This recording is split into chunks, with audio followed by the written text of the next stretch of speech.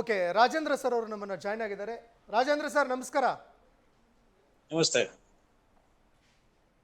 Rajendra sir ನಮಸ್ಕಾರ. ಈಗ ಕಾಂಗ್ರೆಸ್ ಪಕ್ಷದಲ್ಲಿ ಒಳ ಜಗಳ ಆರಂಭ ಆಗಿದೆ. ಈ ಏನು ಸದ್ಯಕ್ಕೆ ಸಚಿವ ಸಂಪುಟ ವಿಸ್ತರಣೆ ವಿಚಾರಕ್ಕೆ ಸಂಬಂಧಪಟ್ಟಂತೆ ಹೇಗೆ ನೋಡಬಹುದು ಸರ್ ಇದನ್ನ? ಇಲ್ಲ, ಇವೆಲ್ಲ ಸಹಜನೇ ಆಗುತ್ತೆ. ಈಗ ಮಂತ್ರಿಮಂಡಲ ವಿಸ್ತರಣೆ ಅಂತ ಹೇಳಿದಾಗ ಈ ರೀತಿಯಾದಂತಹ ಒಂದು ಗೊಂದಲಗಳು ಮತ್ತೆ ಪ್ರಾರಂಭದಲ್ಲಿ ಇವೆಲ್ಲ ಇರುತ್ತೆ. ಎಲ್ರಿಗೂ ಕೂಡ ನೀವು ಅಕಾಮಡೇಟ್ ಮಾಡ್ಲಿಕ್ಕೆ ಆಗಲ್ಲ. ಗೆದ್ದವರೆಲ್ಲರೂ ಕೂಡ ಮಂತ್ರಿಗಳಾಗ್ತಾರೆ, ಗೆದ್ದವರೆಲ್ಲ ಮಂತ್ರಿಗಳಾಗ್ಬೇಕು, ಶಾಸಕರೆಲ್ಲ ಮಂತ್ರಿಗಳಾಗ್ಬೇಕು ಅಂದ್ರೆ ಇಟ್ ಇಸ್ ಹೈಲಿ ಇಂಪಾಸಿಬಲ್. ಆದ್ರೆ even after A long exercise ಇಷ್ಟೆಲ್ಲ ಆದ್ರೂ ಕೂಡ ಇವರು ಸರಿಯಾದ ರೀತಿಯಲ್ಲಿ ಯಾರ್ಯಾರಿಗೆ ಯಾವ ರೀತಿಯಾದಂತಹ ಒಂದು ಆದ್ಯತೆಗಳು ಕೊಡ್ಬೇಕಾಗಿತ್ತು ಅಲ್ಲ, ಅವ್ರು ಹೇಳ್ತಾರೆ ಎಲ್ಲ ವರ್ಗದವ್ರಿಗೆ, ಎಲ್ಲ ಸಮುದಾಯದವ್ರಿಗೆ ನಾವು ನ್ಯಾಯ ಒದಗಿಸಿದಿವಿ, ಎಲ್ರಿಗೂ ಕೊಟ್ಟಿದ್ದೇವೆ ಅಂತ ಹೇಳಲೇಬೇಕು. ಅವರು ಸಮರ್ಥನೆ ಮಾಡ್ಕೊಳ್ತಾ ಇದ್ದಾರೆ.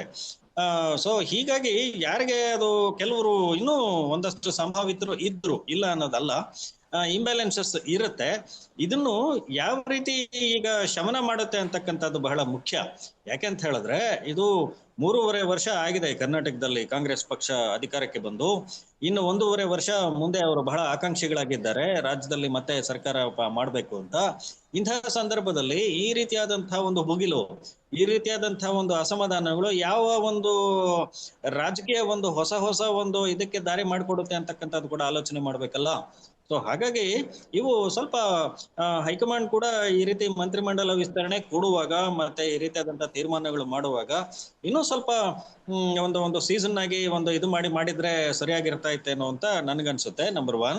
ಅಟ್ ದ ಸೇಮ್ ಟೈಮ್ ಇವತ್ತು ಅಕಾರ್ಡಿಂಗ್ ಟು ಮೈ ಇನ್ಫಾರ್ಮೇಶನ್ ಏನು ಅಂತ ಹೇಳಿದ್ರೆ, ಯಾರ್ಯಾರು ಈ ರೀತಿ ಬೆದರಿಕೆ ಹಾಕ್ತಾರೆ ಅಂತ ಅವ್ರನ್ನೆಲ್ಲ ರಾಜೀನಾಮೆ ತಗೊಂಡು ನೀವು ಅಂಗೀಕರಿಸಿ ಕಳಿಸಿ ಅಂತ ಹೇಳಿದ್ದಾರೆ. ಅದನ್ನ ಹೇಳಿದಾರಲ್ಲ, ಡಿ ಕೆ ಶಿವಕುಮಾರ್ ಹೇಳಿದಾರಲ್ಲ, ಯಾರು ಇಲ್ಲಿ ಇಂಡಿಸ್ಪೆನ್ಸಿಬಲ್ ಅಲ್ಲ ಪಾರ್ಟಿಗೆ ಅನ್ನೋ ರೀತಿನಲ್ಲಿ ಅವರು ಒಂದು ರೀತಿನಲ್ಲಿ ಹೇಳಿದ್ದಾರೆ.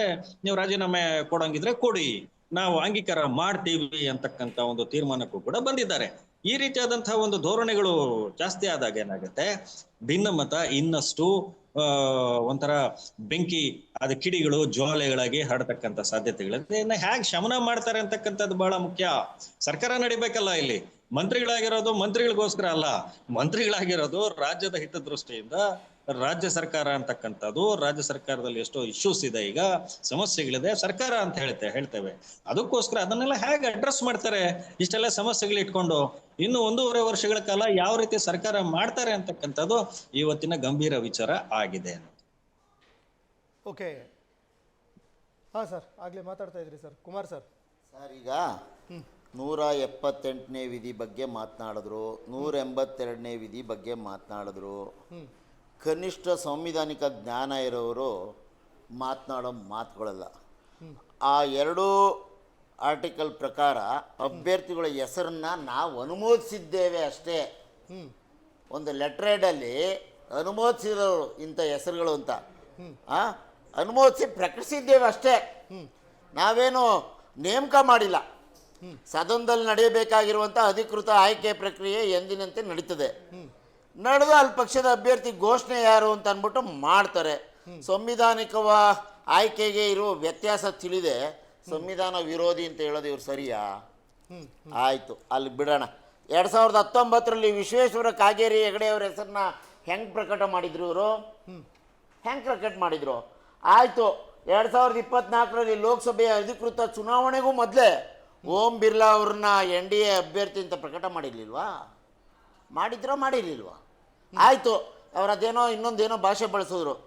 2024 ಚುನಾವಣೆಯಲ್ಲಿ ಆ ಪಕ್ಷದ ನಾಯಕರು ತಮ್ಮ ಬಾಮೈದನಿಗೇನೆ BJP ಪಕ್ಷದ ಟಿಕೆಟ್ ಕೊಡ್ಸೋಕೆ ಗೆಲ್ಸ್ಕೊಂಡಿದ್ದಾರೆ. ಅಲ್ಲೇ ತಮ್ಮ ಪಕ್ಷಕ್ಕೆ ಕೊನೆ ಮಳೆ ಹೊಡ್ಕೊಂಡಾಗಿದೆ. ಈಗ ಅವರು ಅಧಿಕೃತವಾಗಿ BJPಗೆ ವಿಲೀನ ಮಾಡ್ಕೊಳ್ಳೋದು ಅಷ್ಟೇ ಬಾಕಿ ಇದೆ. ಆಯ್ತಾ? ಅದು ಯಾಕೆ ಕಾರಣ ಅಂದರೆ ಸಾಯಿ ಮಿನರಲ್ಸ್ ಕೇಸಲ್ಲಿ ಸಿಕ್ಕಾಕೊಂಡಿದಾರಲ್ಲ, ಅದರಿಂದ ಬಚಾವಾಗಕ್ಕೆ. ಮತ್ತೊಂದು ವಿಷಯ, ಒಂದ್ ನಿಮಿಷ, ಅನಿತಾ ಕುಮಾರಸ್ವಾಮಿ ಕೇಳಿಸ್ಕೊಳ್ರಿ,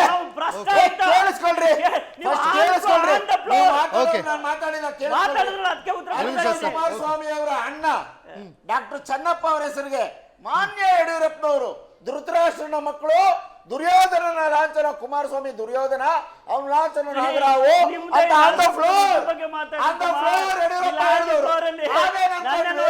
ಇವರಿಬ್ಬರಿಗೂ ಆಗೋದಿಲ್ಲ ಅನ್ನೋ ವಚನ ಪ್ರಶ್ನೆಗೂ ವಚನ ಭ್ರಷ್ಟಂಗೂ ಇವ್ನಿಗೂ ಆಗಲ್ವೇನೋ ಅಂತ ಅನ್ಬಿಟ್ಟು ನಾವ್ ಅನ್ಕೊಂಡ್ವಿ ಈಚೆ ಒಳಗೆ ಒಂದ್ ಎಕರೆ 12 ಒಂದು ಗುಂಟೆ ಟಿವಿ ಜಮೀನ ಚಾನೆಲ್ ಕೂತಿದ್ದಾರೆ, ಡಾಕ್ಟರ್ ಚಂದ್ರಪ್ಪ ಒಂದು ರಾಷ್ಟ್ರೀಯ ಪಕ್ಷ ಮೀಡಿಯಾ represent ಮಾಡ್ತಿದ್ದಾರೆ, ಆಸ್ತಿ, ಒಬ್ಬ ಮಾಜಿ ಮುಖ್ಯಮಂತ್ರಿಗೆ ಮಾತಾಡೋ ಭಾಷಣ ಇದೆ.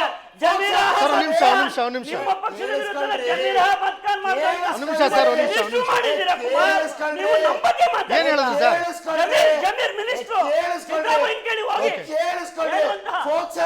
ಸರ್ ಪದ ಬಳಕೆ ಒಂದ್ ಸ್ವಲ್ಪ ನೋಡ್ ಮಾತಾಡಿ ಪದ ಬಳಕೆ ನೋಡ್ ಮಾಡಿ ಕೇಸಲ್ಲಿ ಜಾಮೀನ್ ಮೇಲಿರೋರು 12 ಗುಂಟೆ ಜಮೀನ್ ಬಿಡಿ ಆಸ್ತಿನ ಬರ್ಕೊಳ್ಳಿಲ್ವಾ ಸರ್ ಈಗ ನಿಮ್ ಪಕ್ಷದಲ್ಲಿ ನಡೀತಾ ಸರ್ ಕ್ರಿಮಿನಲ್ ಕೇಸ್ ನಿಮ್ ಸಿಎಂ ಕ್ರಿಮಿನಲ್